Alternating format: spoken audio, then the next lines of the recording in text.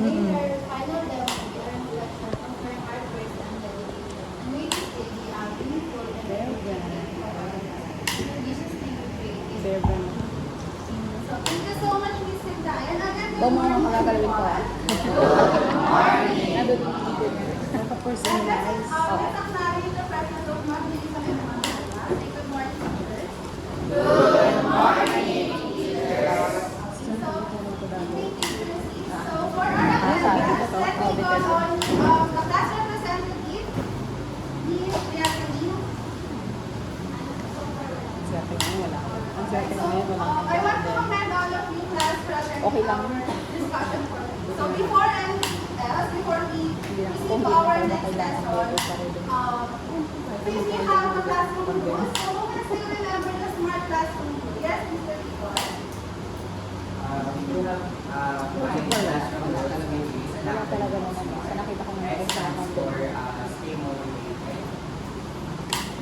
Next is M stands for make sure you follow the instructions. A stands for always do your best.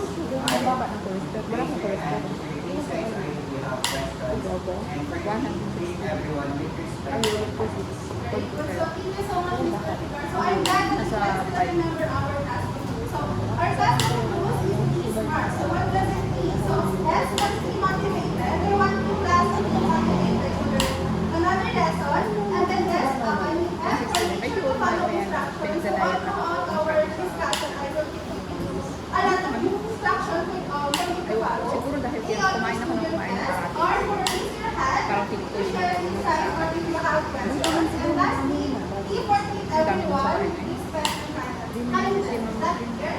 Yes. So before we start for our discussion, let us have a short recap. So, what are the three types of service that we discussed? Yes, Rizal.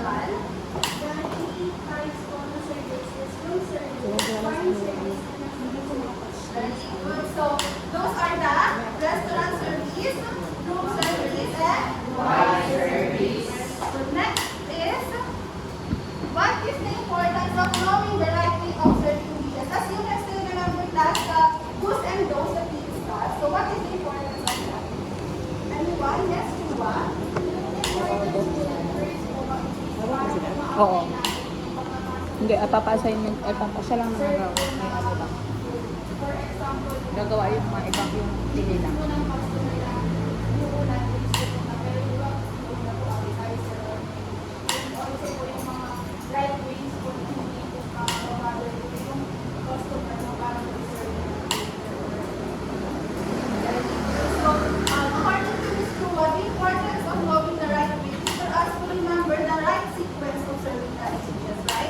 And lastly, how do we serve fresh dishes as an appetizer, such as salads?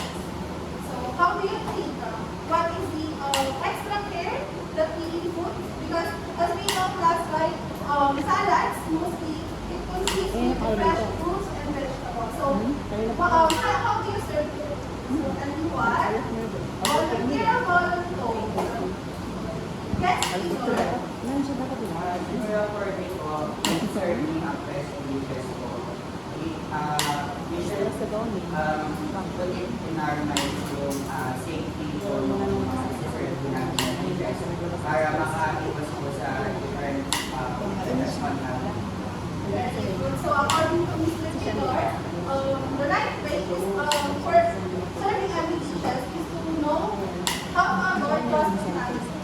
So now, before we start with our discussion, I prepared a short video and short game. So this is salad dice. Everyone, salad dice. Salad dice. So I call this salad dice because it is nice name of salad. So now, so the mechanics will be, yes, ma'am.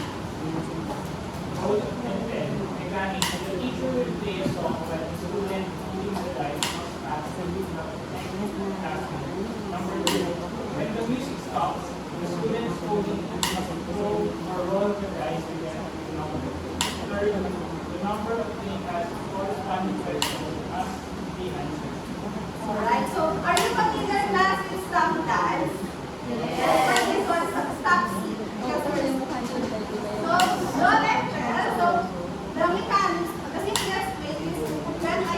give it to the person. You will pass it to the person beside you. And then, when you hear the missing stuff, the person holding the dice must stand up and roll the dice to get number that has corresponding question. Is that clear? Yes.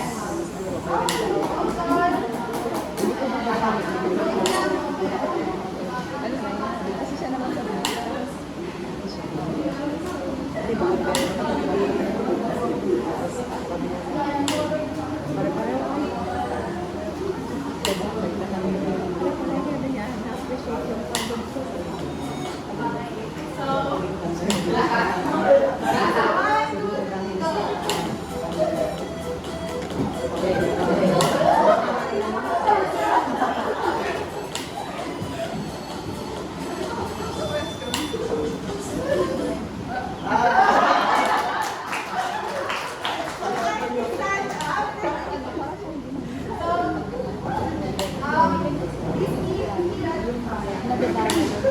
So you need to roll the dice here.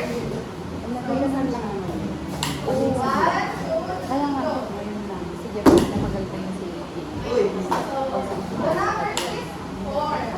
So your question will be number 4. may lotion. Read your question. It starts with letter M and commonly used for salad dressing. What is that? Mayonnaise. Very good. Okay, so hold the dice. Hold the dice. Okay. 1, 2, 3, go. So kahit hindi ka mag-done, and then roll your dice. 1, 2, 3, go. So you got number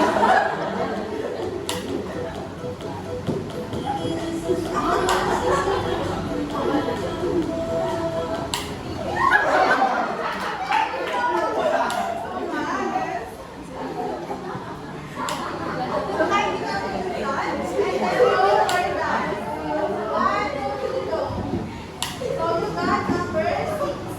question. What is your favorite salad with white? Caesar salad ba? And white, pwede ko siyang haluan ng mayonnaise and fat. Tapos sa tayo. Wow. Okay, so get the dice. So last one.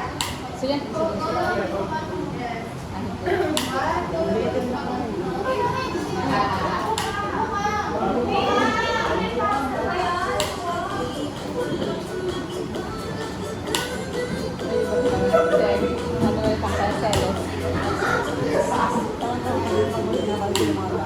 1, 2, 3, go.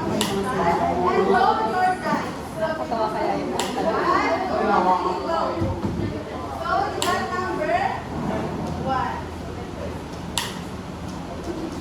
So roll again. Yes. Another one. Sakasan mo.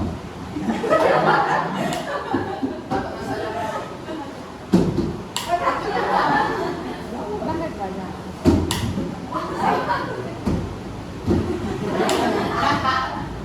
Okay, so number 5. This is a type of salad that's meant to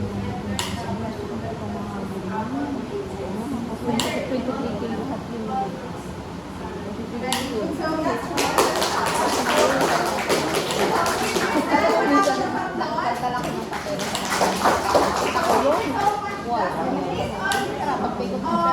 Brown na. answer of your class.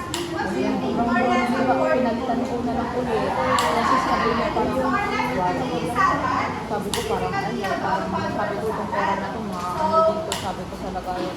Nasa safety, ano na, kasi So salad is a dish consisting of mixed pieces of food sometimes in at least one rolling pieces. And since your the topic specifically that we have is about water salad, this will be the definition of water salad. So bibigyan natin sila ng letter. typically of diced apples, celery, nuts, and maybe or plain yogurt. Sino yung mga nagbayad?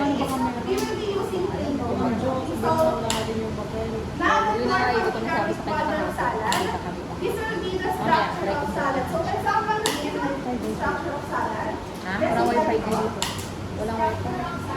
Base or underliner, body, garnish, dress. Very good. So, for us, the virtually know what does it mean. So, I have here visual thing. So, imagine that this is your salad thing.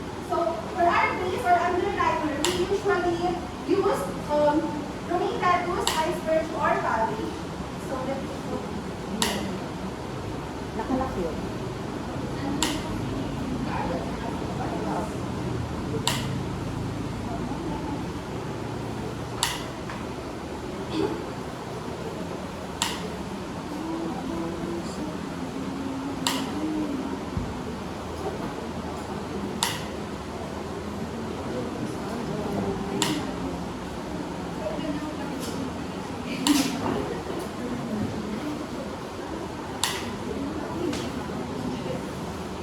So since we will be doing Waldorf salad, we will use romaine lettuce as the base. So this is the your salad thing, and this will be your base, which is the lettuce. Pag ano yan, may Then next is body. So plant body, it will still depend on the type of salad that we will do. For example, we will be doing Caesar salad. What is the body of it? Who can guess? What is the body of Caesar salad? Yes. Cabbage. Very good. But since we will be talking about Waldorf salad, what is the body of it? Wait What lang. do you think the body of our Waldorf salad? Fruits such as That's what and then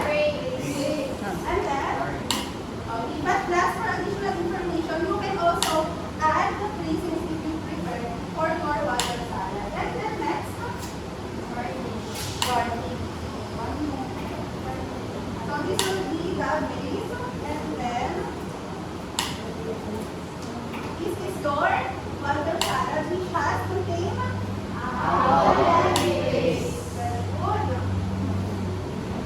Now we have garlic. So who can give me any insight about garlic? Yes, Rita? Gusto ko ba sa ano? Online.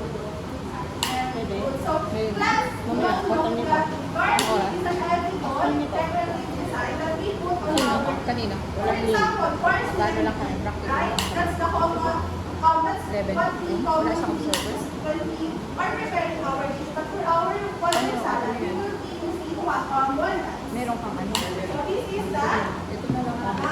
and this is your Meron na. garlic. Good. And lastly, dressing. So, what do you think our dressing for our Waldorf salad?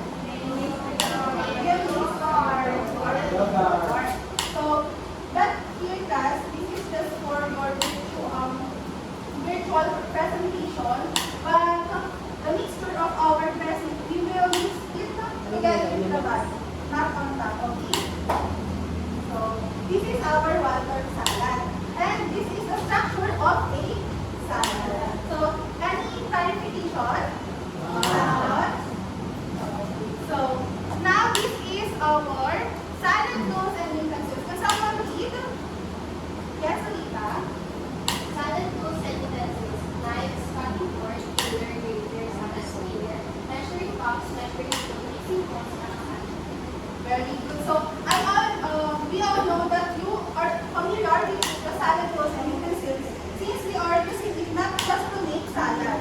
We are using it to make our dish, aren't you right?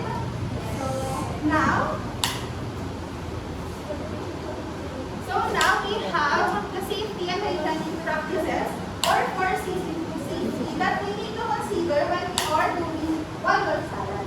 So for someone be able to speak on the slide, yes, come on up. For seasoning food safety. Number 1 is cleaning, number 2 is cooking, then chilling, and lastly, avoid cross contact. Very good. So cleaning, we all know that we need to clean and sanitize our workplace whenever we are preparing our food. So cooking and chilling, as you can still remember the time temperature danger zone that we tackled last semester on your procedure, right? So we need to know what is the exact and appropriate temperature that we will use for specific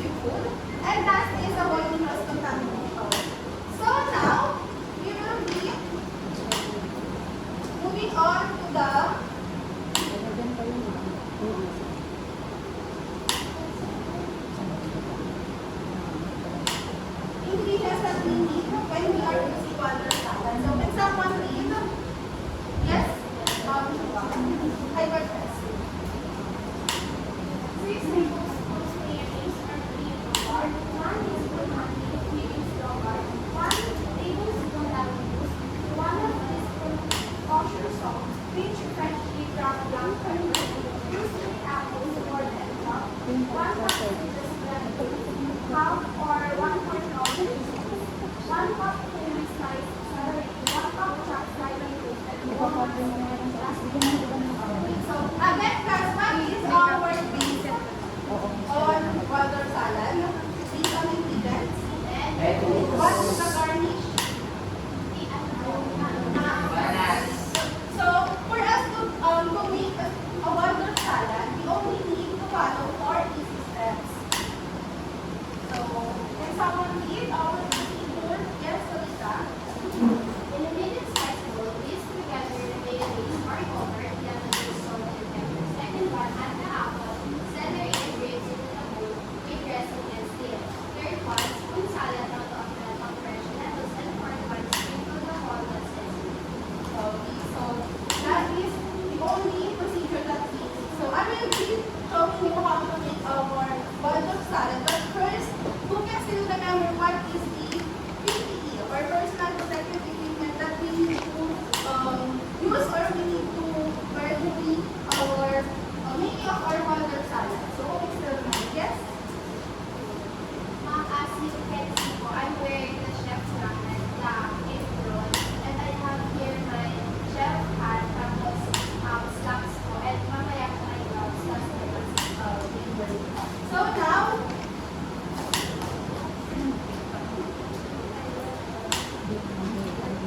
now I will be showing you how to make water salad. So just give me a moment. Wala kami yung dalawa yun.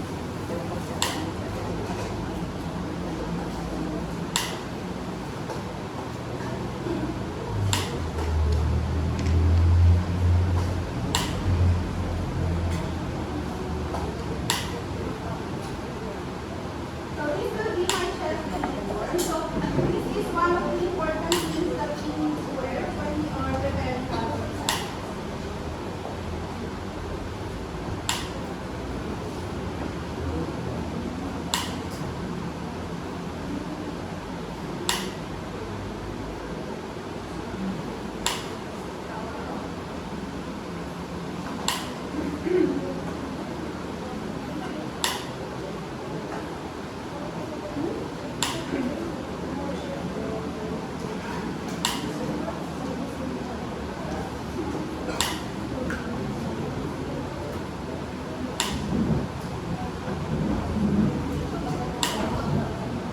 And also this will be my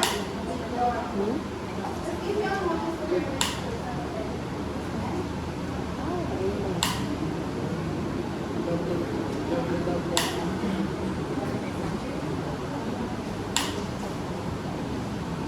And now I will be wearing my hair.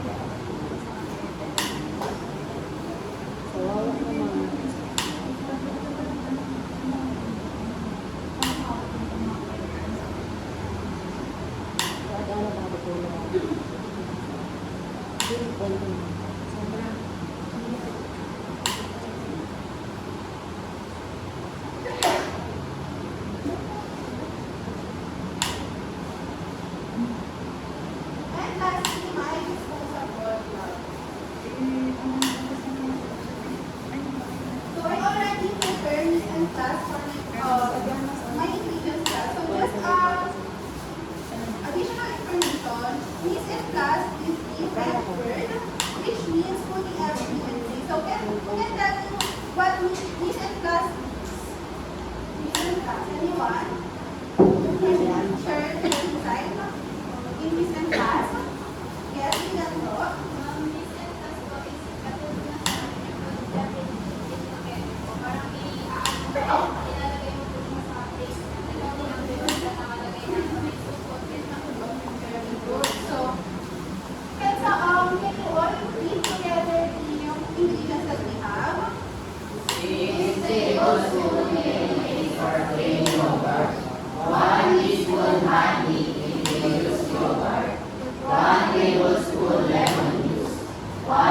teaspoonful salt. Pinch freshly ground black pepper. 2 sweet apples, sored and chopped. 1 cup seedless red grapes, half or 1/4 cup raisins.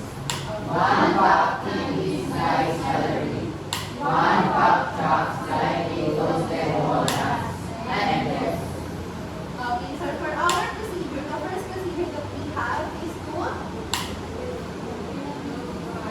Mayonnaise. the medium-sized bowl. We need to put or we need to make our dressing, which includes plain yogurt. So we will be putting half of it on the bowl. And then next is lemon juice. Okay, so this is the honey. So we will just put some of it on the bowl. And then lemon juice. So since this is plain yogurt, we will put only a little of lemon juice. And then salt and pepper. So we will just put some.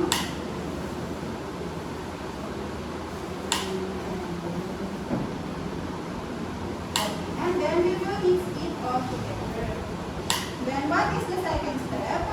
Add apples, celery, and grapes into the bowl in the dressing and stir. So this is the dressing. And then the second step, that is the garnish. So we will add the apple,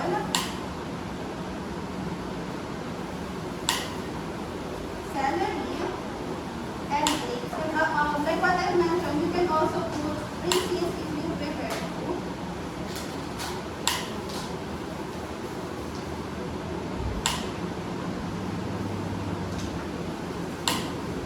And then grapes.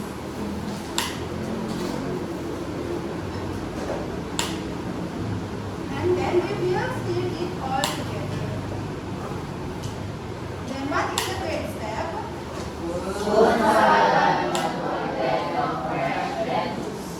Alright, so if you do have salad plate or packaging, you can put it here. So, what is this again? And this is the base. Alright. So you can put the base on the packaging that we have. So you can put just a little, or if you prefer to put more, you can add some.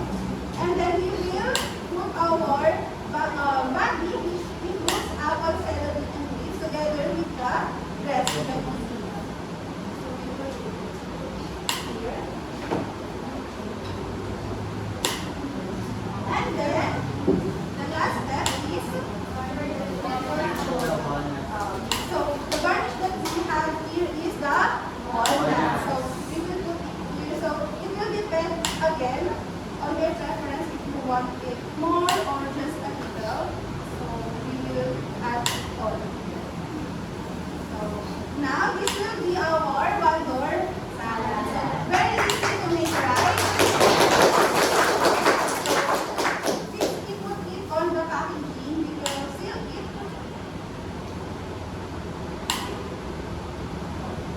So I can see that you can really make your own Waldor salad. Now I need 2 volunteers to demonstrate what I did. So anyone from the class?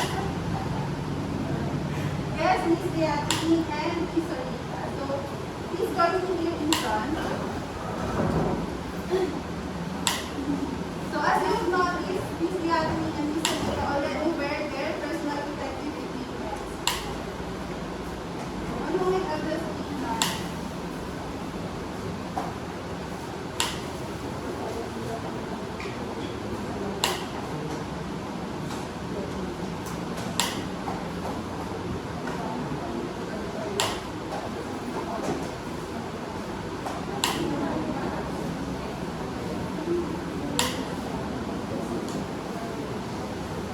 So before you proceed, class, this will be the performance checklist. So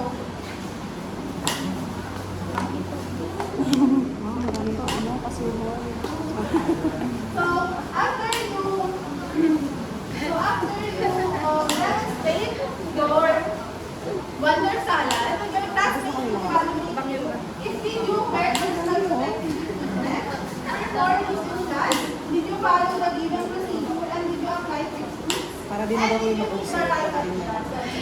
So, this will be the criteria for eating. So, 40% will be on taste, 50% if you finish it on time, 20% on the texture, and 25% if it is eye appealing.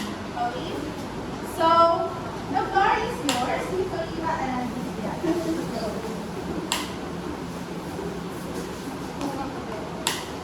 Okay, so please observe what we will be making first.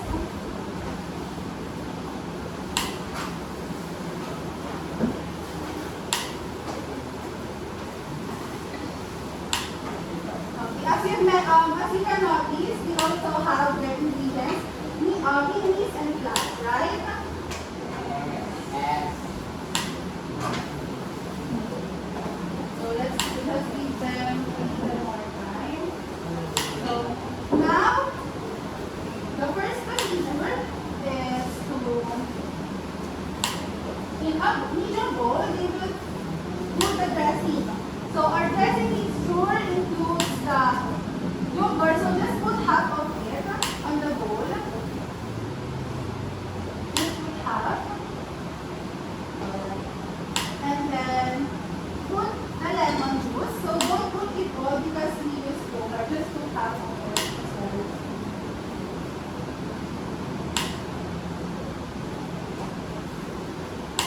And then put the salt and pepper.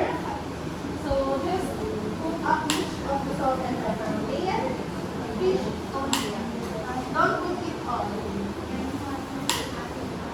So they are making the dressing of our water salad. And then also put honey. So it will depend on your preference if you want to make it sweet.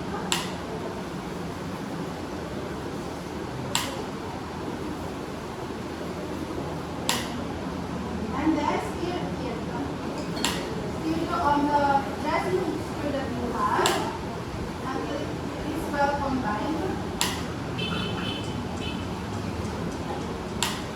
And after that, you will put the body of your salad, which includes the apple, celery, and the raisins. But you can also put the raisins.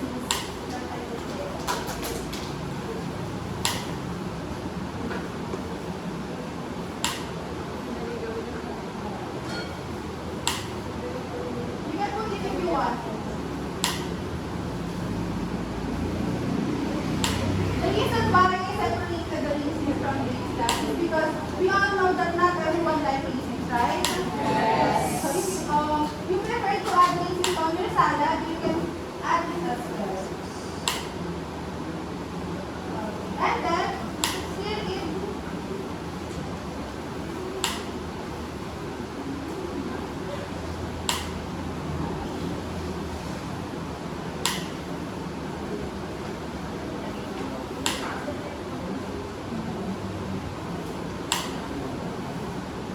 Alright, and also don't forget your celery because if this it will give you aromatic because you all know the celery has a good smell. Parang ayaw naman ko ito. So stir it. Hindi na nakagod pa lang. Hindi ka na nakagod.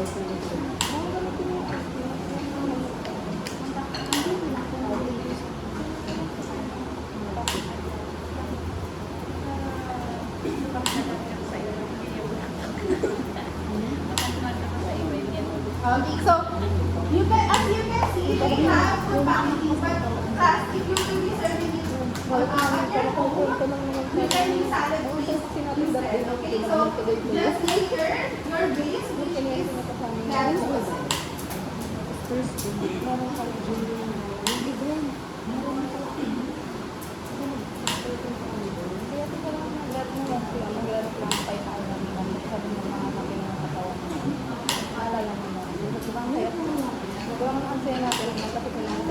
So as you can see, these are in the lab.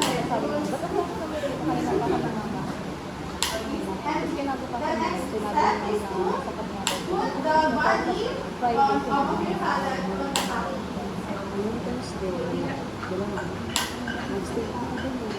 And then the last step that we have is to add your garnish, which is the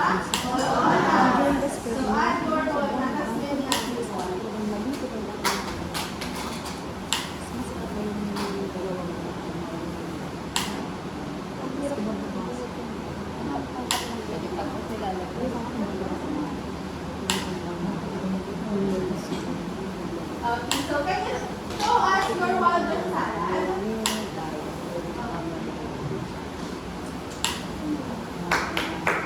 Mag-isa naman po ako. So how did you feel when you are making your water salad? Ano po ma'am, since I'm not yet familiar po dun sa character of salad, but it's easy to make po. So kahit hindi ka po familiar, if you have the ingredients, you can do it at your Yes. And then please tell me. ano po, nakakatuwa lang po kasi lang sa salad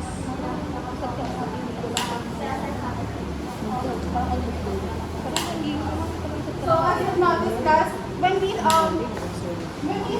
salad, the first thing that comes into our mind is vegetable, right? But water salad contains fresh fruits. So let's evaluate your classmates' performance. So did they wear their evening gear? Yes. Okay. So did they perform in class? Yes. Did they follow the given procedure? Yes. Did they apply techniques? Yes. And did they see the right appearance? Yes. Okay, so you can now enjoy your water salad.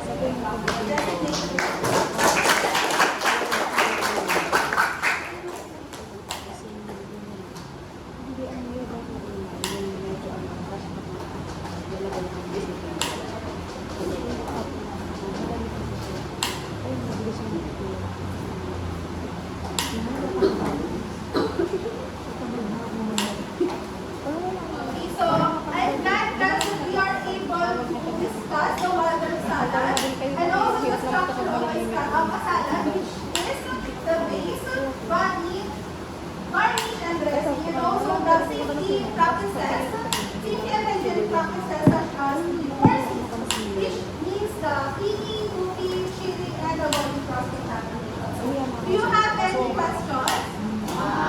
Clarifications? Violent reactions? Additional information? So, if not, I don't have. Okay, so let's read first for our two classmates. So, the first question that I have, who can share their takeaways of our lesson? Takeaways, what you heard, what comes to your mind when we do water salad, and what we discuss. Who can share the yes, Miss Dua?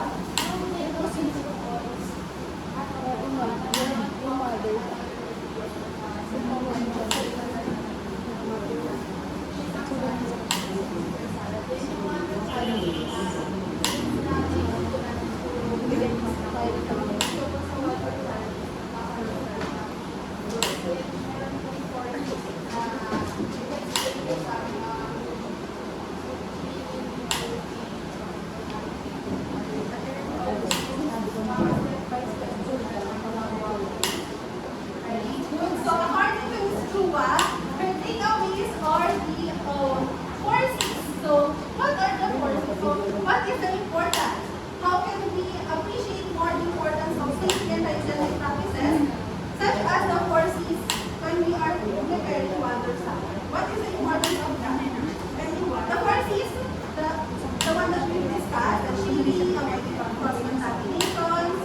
What is the importance of that? So anyone? Yes, the Monica.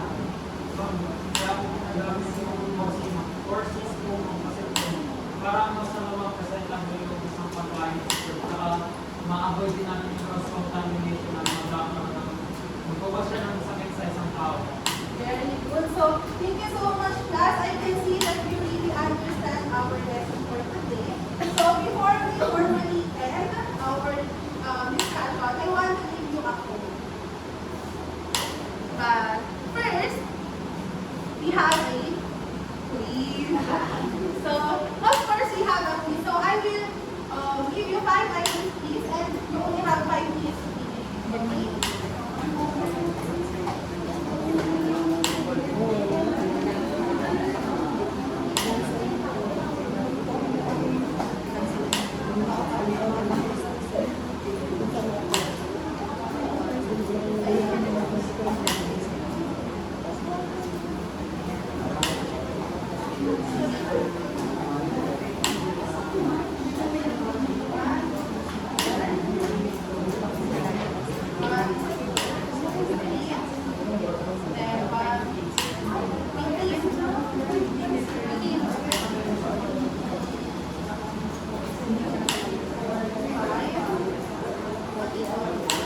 Sila na mas pa rin.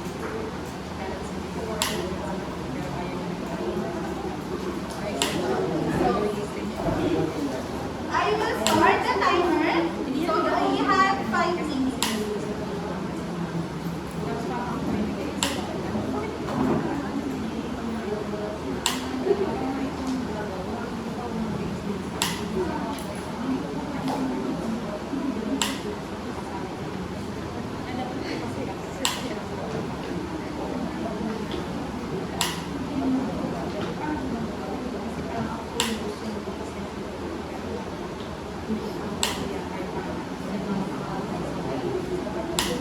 So answer honestly.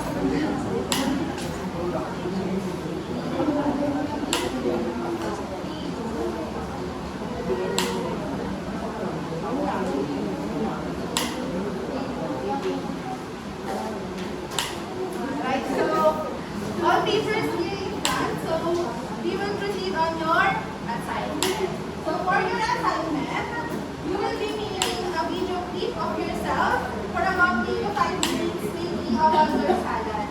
And also, we need to see that you are considering the 4 C's of food safety. And you need to submit your work at Google Classroom on or before May 2, 2024 at exactly 12 noon. So this will be the criteria. So half of your grade will be for content, which includes the procedure, readiness, review, also perform the recent class. Next is creativity, which includes presentation, or uniqueness. That is equivalent to 35%. And lastly, the timeliness. If you submit it on time, you will have 50%. So is that clear? Yes. Any questions, clarifications? If not, before we formally end our discussion, I would like to give you a quote. So, making food exam takes a little more time than what we do. So, as a representative student and also teacher and trainer, we must do or we every initiative will be doing it down. Okay? So, that's the end of our discussion. Thank you so much for asking. So, you may go. First batch. First 2 lines.